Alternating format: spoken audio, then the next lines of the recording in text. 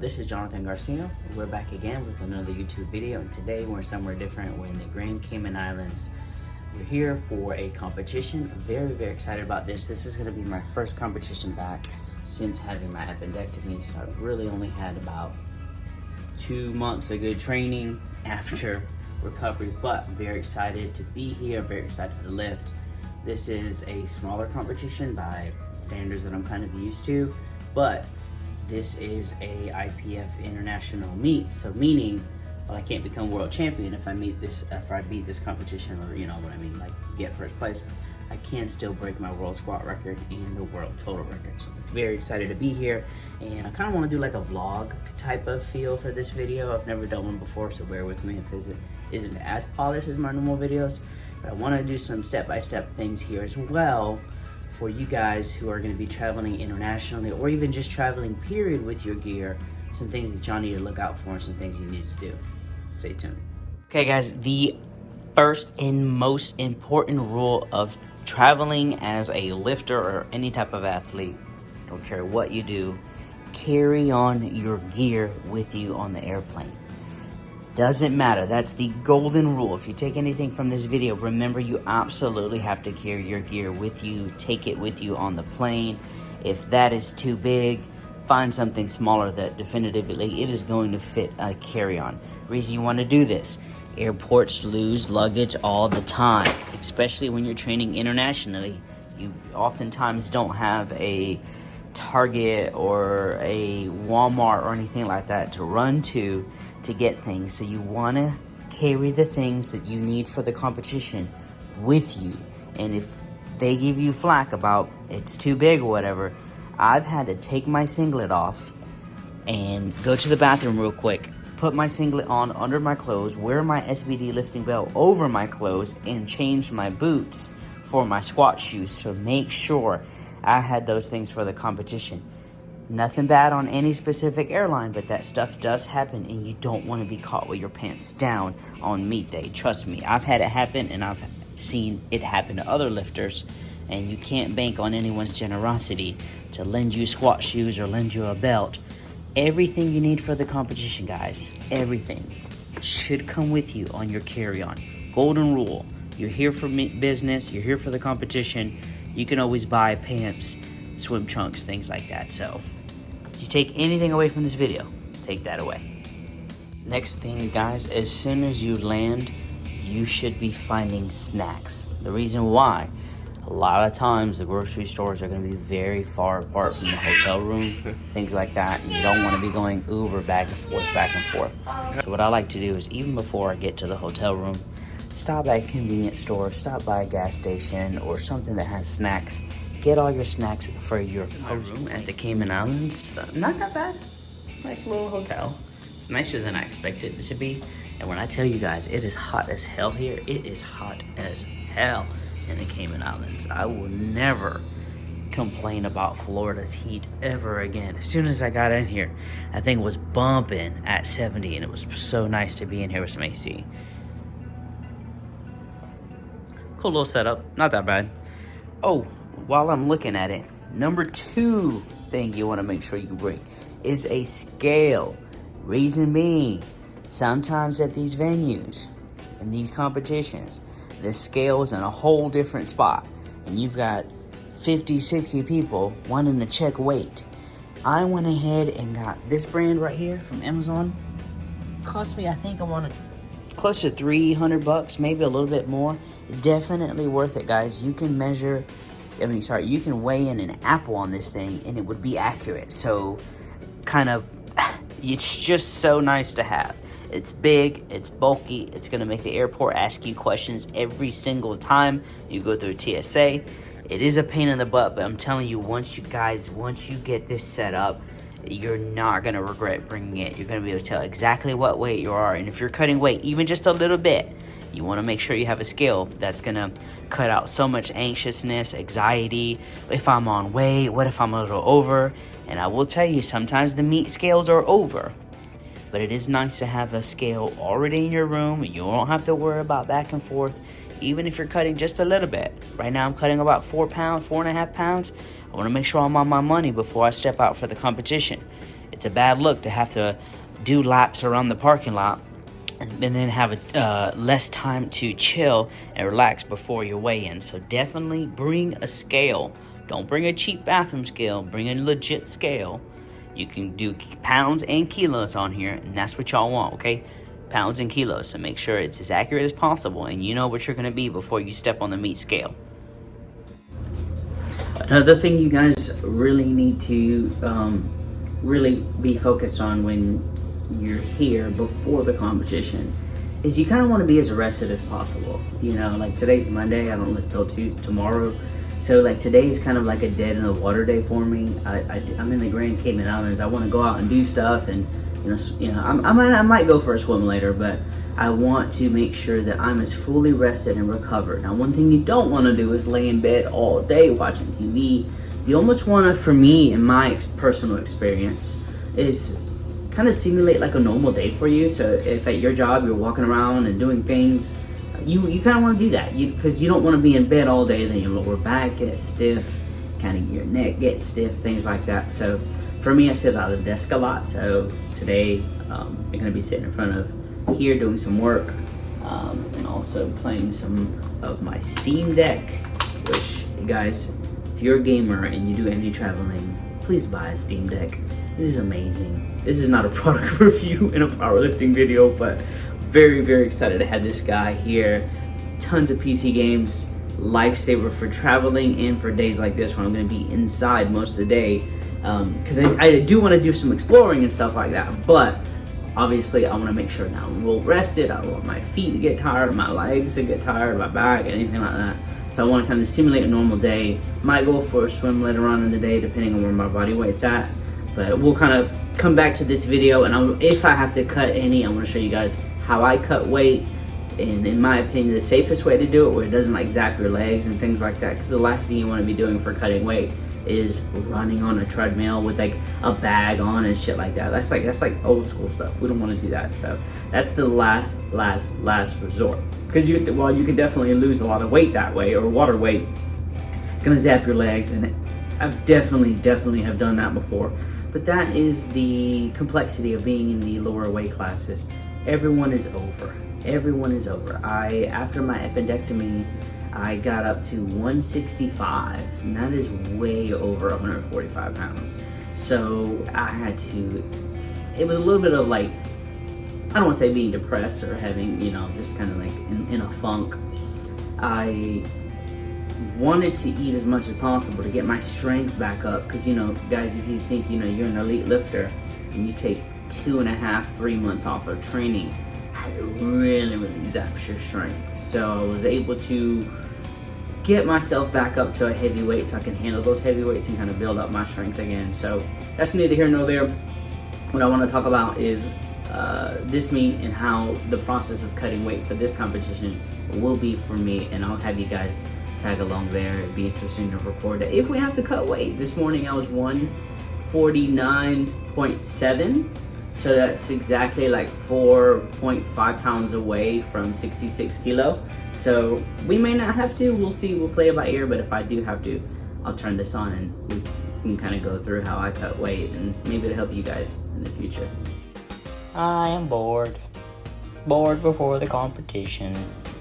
You have to sit here because you can't do anything.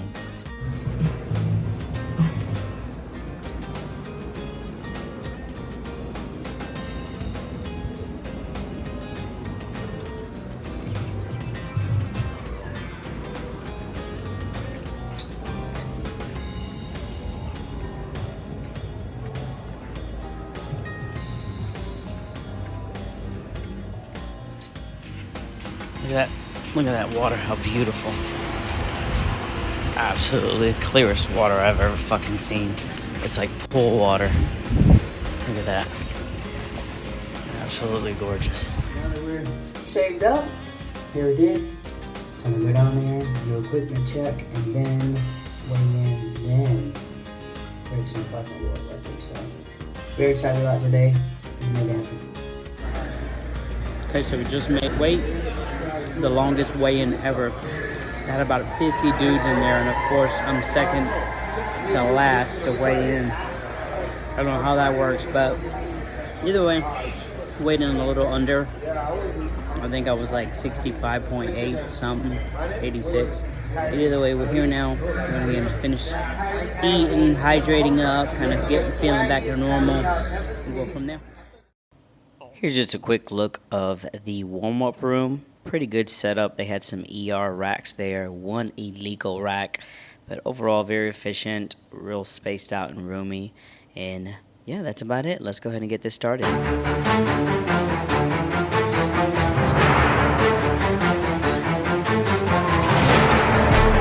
Open world record of 275.5 is loaded.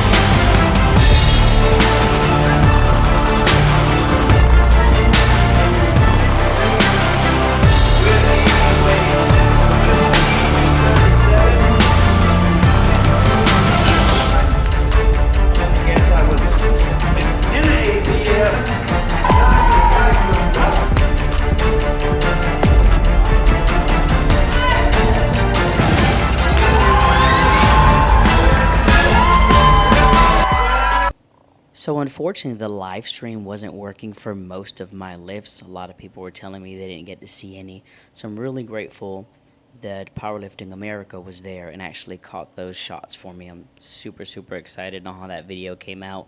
So here is what the live stream looked like on my last squat. It's going to be interesting, especially when we get down into deadlifts. So now we've got Jonathan, the greatest car salesman ever, Garcia, trying to increase his own world record, which currently stands at 271 kilos, to 275.5 kilos right here on his platform live. He's in the 66 kilo classic division. There's no squat suit on him.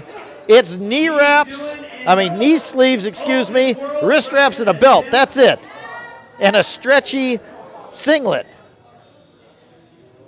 275.5 kilos right here, right now. Jonathan Garcia. 275 kilos. Steps it out, sets it up. Here he goes. Everybody make some noise. He gets it up, he locks it out. And it's a world record. 3 white lights. Again, one last time. Jonathan, the greatest car salesman ever, Garcia. Greatest 66 kilo open squatter ever. 275.5 kilo world record. And we'll be back. We just got back from eating some grub. I'm gonna lay my ass down. It was a good competition. Oh, it's so hot in the Cayman Islands, y'all. And I went to dinner all black because I'm an idiot. Oh, it's so hot. A great meet. I had to get drug tested after everything was like said and done, and it took forever because I took forever to pee. It just made this meet was maybe one of the longest, if not the longest meet I have ever done. Like I weighed in like around 115, 120, and didn't start lifting till around 4, and didn't finish drug testing till like 9, 545. So all that was like meat. Didn't get a lot of footage of the actual like competition. I tried to get some like clips from like the live stream, but the live stream was actually like super glitchy, which is kind of a bummer because obviously, you know, you won't have those. But I think my world record is like pretty solid. I think it's on the live stream, and that's pretty cool. We ended up breaking the world record. We did 275.5, I think, and it was like 66 kilo. I mean, no, sorry, 606 pounds. So like, if you follow me on Instagram, like I did that the other like a week and a half ago. So we played it conservative with the actual numbers, because obviously, like, you know, this meet was my first meet back from appendectomy, taking those 3 months off, and I was like, well, let's just go to the meet and let's just see, you know what I mean, get my feet wet, and yeah, I'm glad I did it. I'm glad I'm here, I'm glad I came here. Sorry, you guys have to forgive me. It is like late, and it is a doozy of a day. And the bad part is, like, you're so caffeinated. I know I'm just gonna sit here and be like, I think I'll play some video games, kind of cool my mind down. Either way, and we kind of faltered a little bit on the bench. I knew we were going to. I think that the 393, which just matched my meet PR, was a little bit like a big ask. Ideally, we should have gone like 385. I think 385 was truly my max today. But we loaded up the extra 8 pounds because, you know, area figure we could do, you know, break the world squat record and then also break the world total record. So that was super close to happening. In hindsight, like, if we had gone and done the 385-ish, I probably could have deadlifted a little bit more weight, got there. But I was like, you know, we have the world record. Let's go ahead and just be happy with that. So, you know, my world record previously was like 270, just under 600 pounds, like a smidgy. It was like 270, like it was like 597 and a half-ish. But I wanted to be the first 66 lifter, raw, natural, to squat over 600 pounds. And Arian wanted to go like right at 600 for the last lift. And I was like, add a little bit more, player. Let's go ahead and just exceed that. So I broke my world record by like 9 pounds, which is really cool. And I know I'm rambling, I'm super tired. And then deadlifts went really good. I just matched my meet PR. Because the deadlifts were something too that was a little bit dragging post-surgery that I wasn't super confident in. And to be honest, my last heavy single like deadlift session did not go well. I couldn't even break 545 off the floor. I think I have a video, I'll share it right now if I do, but it was super frustrating. I was like, I think it was just like over fatigued between work and having a baby in the house, and which my wife has been super awesome. She's been doing like 97% of it, 99 actually percent of it. She's absolutely wonderful, and I'm lucky to have her. But still, you know, just things like that, you know. And then work has been like crazy, and then traveling, and that's just crazy. So either way, didn't let that kind of hinder my focus going into the meet. I just knew. So we opened really safely with 520 on the deadlift, just to secure the world record. Because if you guys don't know, if you scratch on, like, so if you break the world record, which is the first event, and then you scratch on bench or you scratch on deadlift, then that world record, now while you did it, does not count. So that sucked. I never want to be in that position. So we open up super safe on the deadlift. Just go ahead and get that total. Go ahead and get ownership of that world record. And then we did bumped up high from there, and then just matched my meet PR. I definitely think I had about another maybe 10 pounds on the deadlift, which is exciting because I'm getting closer to that 600 territory, and that's really what's going to just, you know, elevate me to where it's going to be really hard to beat me, because I've got the 600 squat, the 600 deadlift, and then we just, you know, we got that nasty bench in the back pocket. So either way, guys, I'll throw clips in here of the competition. One thing I do want to say, this was the coolest meet for me as far as like people coming up to me and like saying, hey, I've been following you. A couple guys from Belize, and I'll throw some photos here. They were just super, super cool, super welcoming. They were like, I'm so glad you're back. And they were just like, you know, giving me hugs and just talking. And like, we're huge fans. And this is the first competition in powerlifting that I've actually received that feedback from other lifters. And it was kind of cool, I'm not gonna lie. When I broke the world record, I came back. Everybody in the warm-up room was watching, and then everybody started clapping and cheering when I walked back there. High-fived a bunch of people, and that was really, like, for me as an athlete, one of the memories I'll cherish that forever. Like, I wish I had a video of it, but honestly, like, those are the kind of moments that you don't whip out your phone. You just like live in that moment, absorb that. So when I walked back there from breaking the world record, like, so many people were like, everyone started clapping, and I thought that was just such a awesome moment. And that's why I love this sport of powerlifting, because it truly, at the end of the day, we are all a part of the Iron Brotherhood. Like, we all do the same stuff. We struggle and we grind, and we don't make any money doing this. So all of us have normal jobs, and we're normal people until we walk into that weight room, and then we become, you know, elated and just exalted, you know what I mean? And it was just super cool to, I gotta switch hands here. It was just super cool to experience that. I've never experienced that. It was breathtakingly awesome. And then I signed a bunch of autographs, which was kind of cool at the end of the competition. I thought that was really awesome. I haven't done that in years. And there was this kid from Belize. He was in a lower weight class. He was like, man, you're an inspiration, da-da-da-da. And he asked me to sign his deadlift shoes. So what I did, I was like, hey, what size shirt you wearing? He's like, a small. I was like, can you fit extra small? He's like, yeah. So I actually took off my USA shirt and gave it to him, he was like, oh, that's awesome. And then I signed it for him too. So it was a great community. Powerlifting is such a great community, and these group of people were absolutely welcoming. They were amazing, and it was a pleasure to live for them and put on a show. I am going to bed now. I am super tired. We may do a follow-up, if not, a video of this, and if not, then thank you guys so much for watching. As always, I really appreciate the views, the likes, the shares.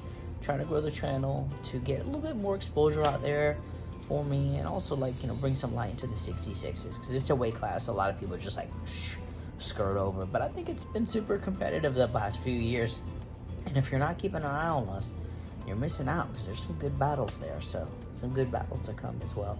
But thank you guys so much for watching,